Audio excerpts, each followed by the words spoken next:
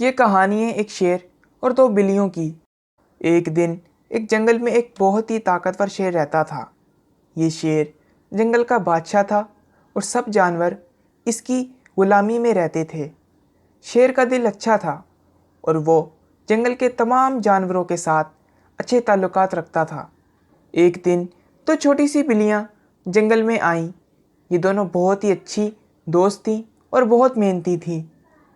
انہیں جنگل میں چہل قدمی کرتے دیکھ کر شیر کافی خوش ہوا۔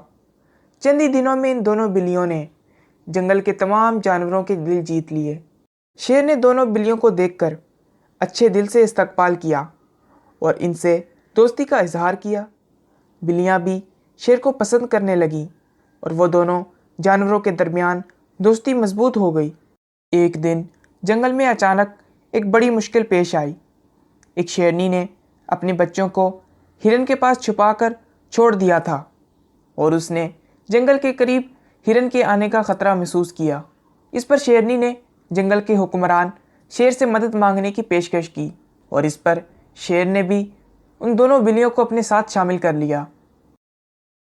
دونوں بلیاں اپنی محنت اور ذہانت سے اچھی طرح سے جنگل میں ہرن کو تلاش کرنے لگی۔ ان کی محنت اور متحدہ کوشش نے جنگل میں سکون اور خوشی لے آئی۔ اختتامی طور پر دونوں بلیاں اور شیر نے مل کر جنگل کو ہرن کے قریب سے بچانے میں کامیابی حاصل کی۔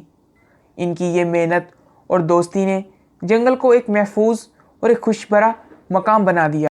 اس کے بعد دونوں بلیاں اور شیر نے جنگل کے باقی جانوروں کو بھی اچھے دوست بنا لیا اور سب نے مل کر محنت کر کے جنگل کو ایک خوبصورت اور ایک محبت بھرا مقام بنایا۔